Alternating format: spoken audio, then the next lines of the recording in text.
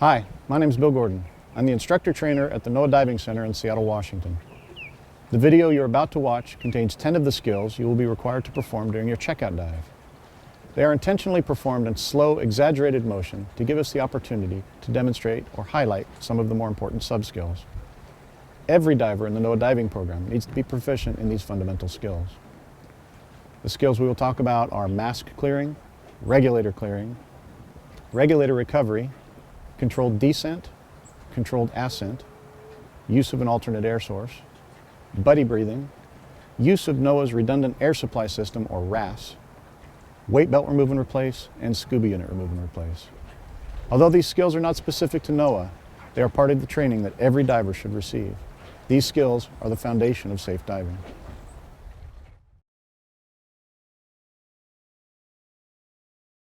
At some point in your diving career, your mask is going to get knocked off your face.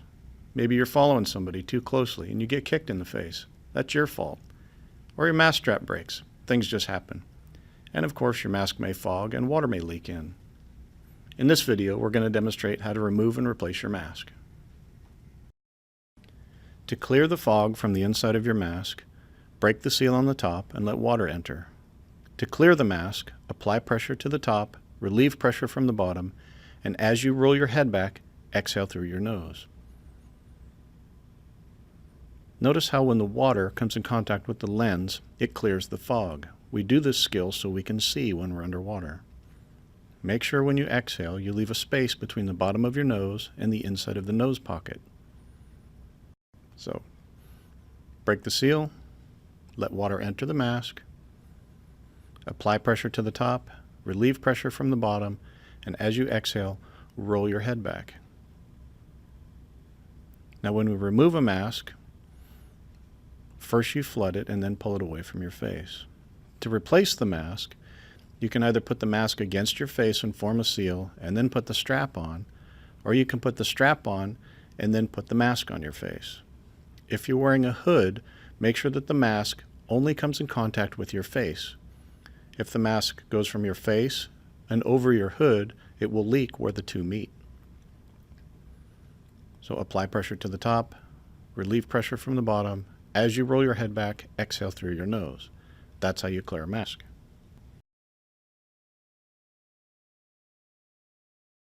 Whenever you put a regulator back in your mouth underwater, you need to clear it before you can breathe from it again. This is perhaps the simplest and most dangerous of all the skills you will have to perform. The most important rule in scuba diving is never hold your breath. If you hold your breath while you ascend, the gas will expand and can seriously injure or kill you. This is why anytime a regulator comes out of your mouth, you must blow a steady stream of bubbles.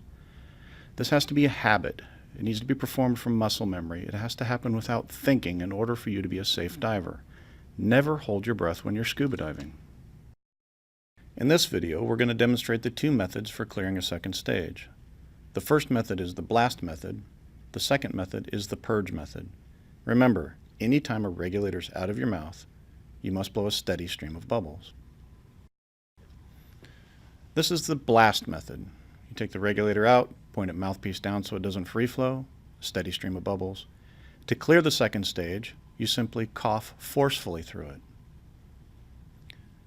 The purge method, when you take the regulator out, make sure you blow a steady stream of bubbles, but when you put the regulator back in, put your tongue in the hole of the mouthpiece before you push the purge button. When you push the purge button, it clears the second stage. When you take a regulator out, if you point it mouthpiece up, it will free flow. And you can go through about 1,500 psi per minute. So make sure anytime a regulator's out, you point it mouthpiece down. Remember, the most important rule of scuba diving is never hold your breath.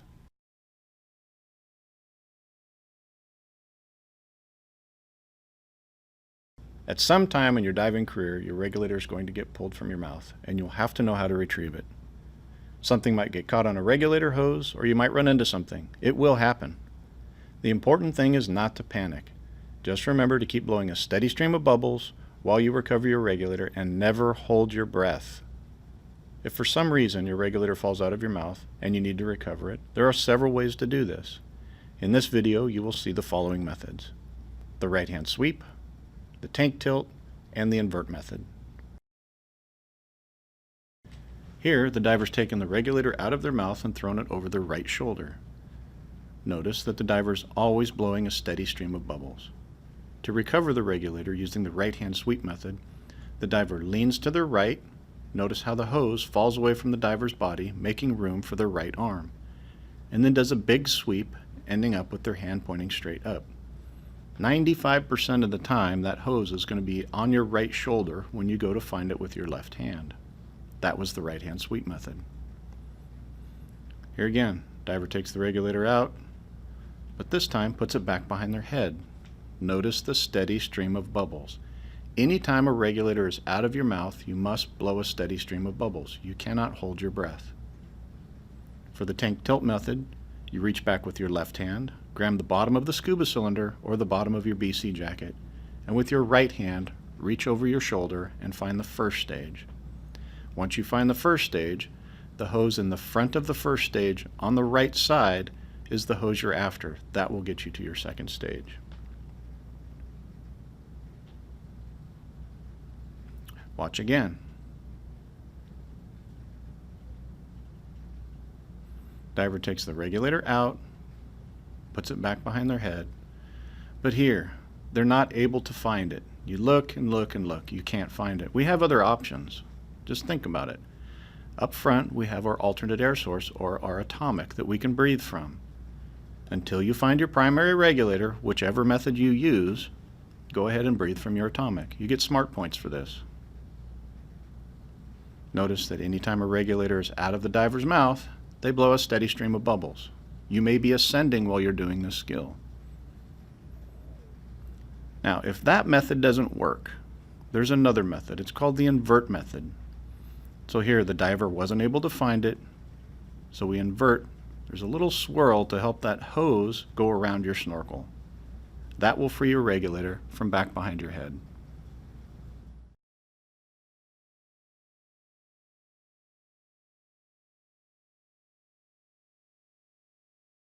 Divers need to be able to perform a controlled descent and must be able to slow or stop if they have a problem clearing their ears or sinuses. Not all dives are on the bottom. Some dives are midwater or on a ship's hull. If you plan a dive to a certain depth, you should not exceed that depth or your dive tables will change. In the case of nitrox, you may have a maximum depth based on what you are breathing. Before you make a controlled descent, there's a few things you need to do. Check with your dive buddy and make sure they're ready to leave surface. Get a compass heading on the beach or your exit point as a reference. Check your cylinder pressure, and then check your time so you know when your dive starts.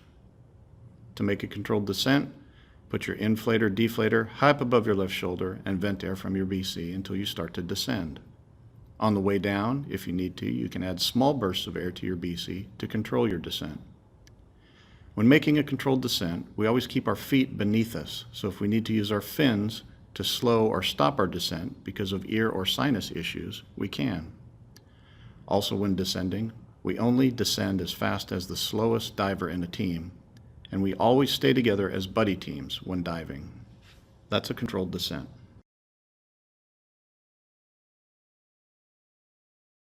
Your bottom time ends when you start to make a direct ascent to the surface. It's important that you're able to control your ascent because dive tables are based on an ascent rate of no faster than 30 feet per minute. There are a few things you need to adjust in order to moderate your ascent. For example, the air inside your BC starts to expand. Also, gas trapped in your exposure protection will expand and increase your ascent rate. You need to stay with your dive buddies, and everyone in the group should ascend at the same rate. Before you make a controlled descent, there's a few things you need to do. Check with your dive buddies and make sure they're ready to leave bottom.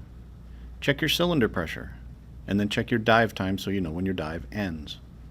Hand positions are very important during a controlled descent. All divers should always have their right hand with a closed fist above their head. The closed fist protects your fingers. The fist above your head protects your head from overhead obstructions. All divers always look above themselves and their dive buddies for overhead obstructions, and we can only ascend as fast as the slowest diver in the buddy team. The proper ascent rate is no faster than 30 feet per minute.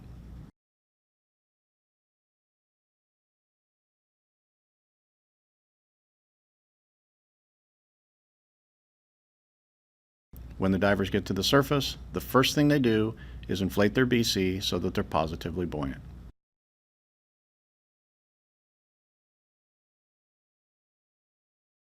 This is why we always dive in buddy teams. If the diver has an equipment malfunction or runs out of air and does not have a Rafts to perform a self-rescue, their dive buddy will be there to rescue them. One way to do this is to use your alternate air source.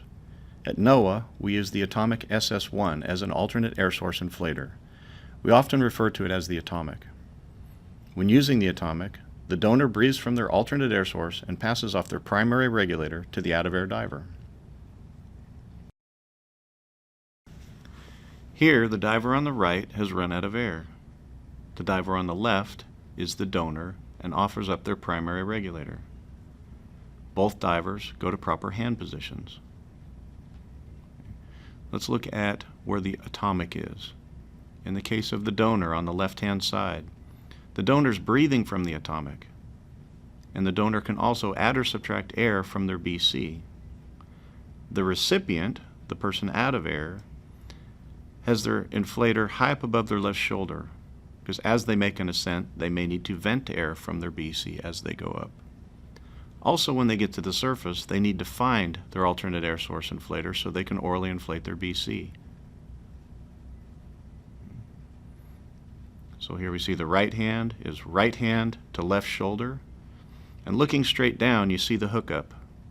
It's an open box in the middle. There's no crossed arms. Both divers are facing each other. Once the out-of-air situation is solved and you get a breathing rhythm going, both divers ascend to the surface. Now for the person out of air, it's not a free ride. You have to kick as well. The donor is not just going to inflate their BC and drag you to the surface. Both divers have to kick to get to the surface. When you get to the surface, the person that is out of air is going to have to orally inflate their BC. So when they get to the surface, they have to kick hard and orally inflate their BC. The donor keeps their regulator in their mouth, that's the atomic, fully inflates their BC, and provides positive buoyancy for the person that's out of air. So watch as they come to the surface. Here's the second view. The donor on the left keeps their regulator in and their BC is fully inflated. The recipient on the right has to orally inflate their BC. Once both divers are positively buoyant, the skill is over.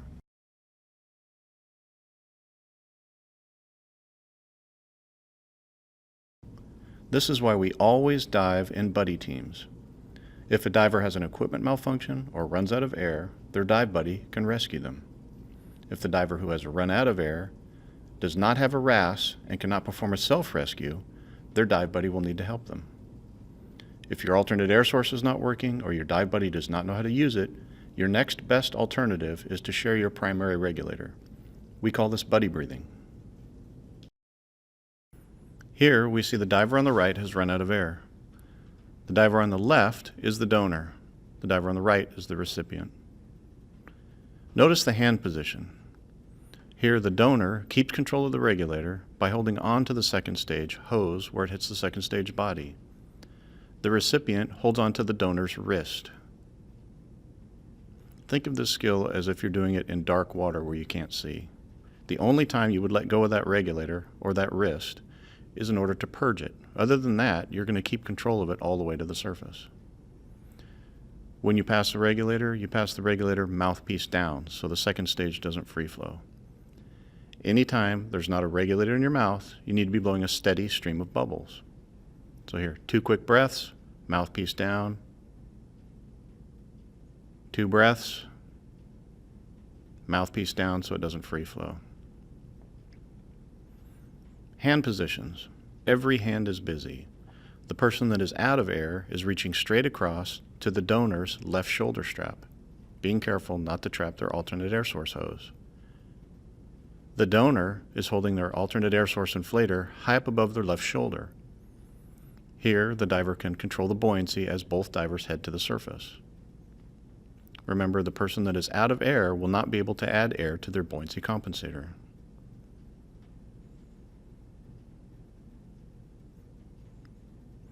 So here we'll go around and we'll take a look at hand positions. Anytime a regulator is not in your mouth, make sure you're blowing a steady stream of bubbles. Notice that they're not cross-grabbing. Any hand that is holding onto something reaches directly across. This way the divers can look at each other as they're heading to the surface to make sure everything is okay.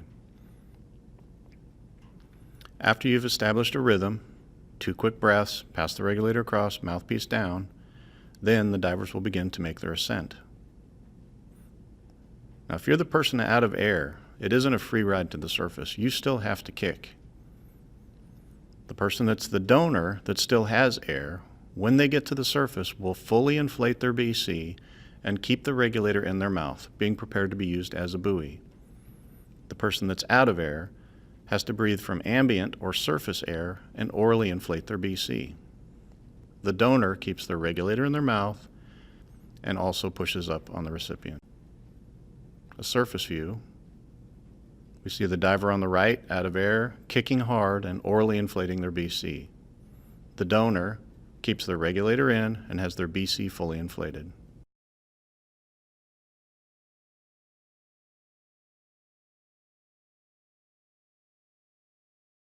At NOAA, when doing working dives or in situations with limited visibility, overhead environments, or where you can be separated from your dive buddy, divers are required to carry a redundant air supply system. At NOAA, we call this a Rafts. Ideally, all divers on all dives should be self-sufficient and carry a Rafts. You'll be happy you had one if you ever run out of air. The video we're about to see is Rafts to the surface. So here divers run out of air and there's been a buddy separation. So the diver must make it to the surface. Here the divers run out of air. Now, here we find a known. We know the bottom of the cylinder. Once you find the bottom of the cylinder, you can find all the rest of the components. So this is a habit we're starting early on in all divers. Later on, if you go to do decompression diving, you might be wearing a sling bottle on the side. This might be required decompression gas. Okay, or you might have a ceiling or overhead stops required. So we start habits here. Find the bottom of the cylinder. From the bottom of the cylinder, you can find the second stage. From the second stage, you can find the on-off valve. From the on-off valve, you know you're at the first stage. From the first stage, you can find the pressure gauge. So from one known location, you can find all the components on the pony bottle. So let's watch all those steps. From a known to the on-off valve, from the on-off valve to the second stage, purge it, put it in your mouth and breathe from it. Anytime a diver doesn't have a second stage in their mouth, they need to be blowing a steady stream of bubbles. So even in between the second stage and orally inflating the BC, there's still a steady stream of bubbles coming out of the diver's mouth. Here we're adding 2 to 3 breaths to the BC, and you're catching that air inside your BC. This is going to make your ascent much easier. That air that you've captured inside your BC is going to expand on your way to the surface. Hand positions.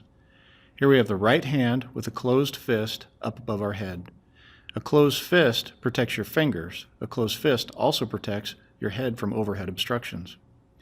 Your left hand holds your BCD inflator-deflator at the highest point up above your left shoulder. A couple reasons for doing this.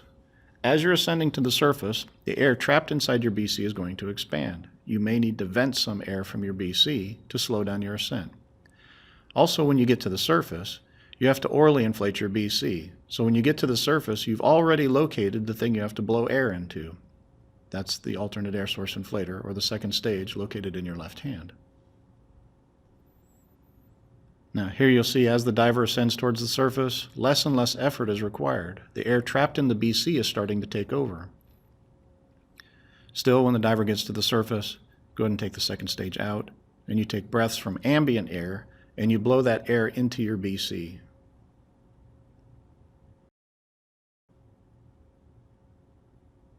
Once you're at the surface, just go ahead and ditch the second stage, taking big breaths from ambient air and pushing the yellow button directly in front of the mouthpiece with your 2 fingers. Okay. Only blow when you're pushing the button. That will capture air inside your BC. The skill is over when the diver's positively buoyant. This video is going to be a demonstration of weight belt removal and replacement on the bottom. Reasons you need to be able to do this. During a high entry, when you hit the water, your weight belt might get bumped a little bit loose, and you might need to tighten it back up. As you descend in the water column, the neoprene that you're wearing, that compresses, and you physically get smaller as you go to depth. So there you may need to adjust your weight belt as well. When you get out of the water, say into a small boat, it's much easier to hand up your weight belt to the people inside the small boat to climb inside the boat.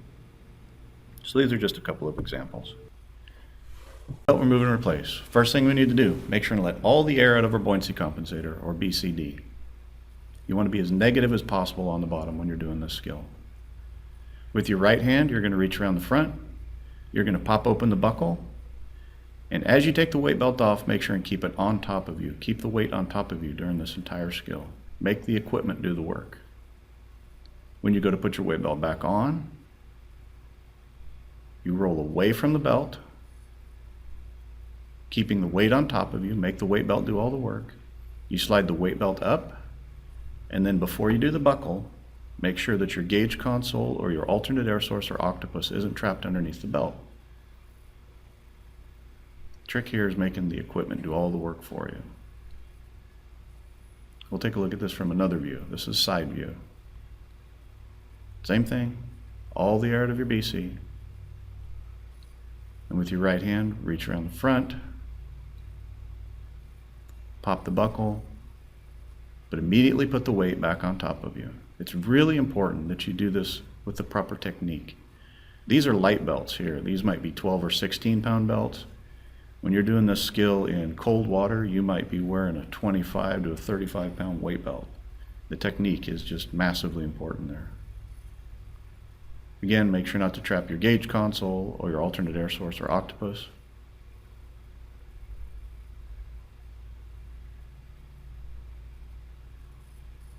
And there you go. That was a good example of weight belt removal and replacement on the bottom.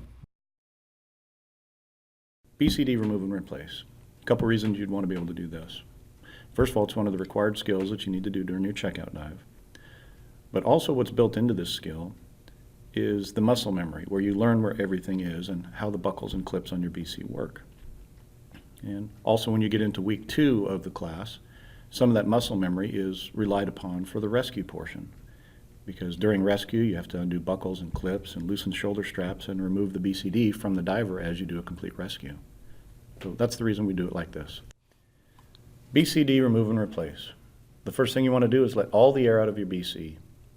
You want it as negatively buoyant as possible.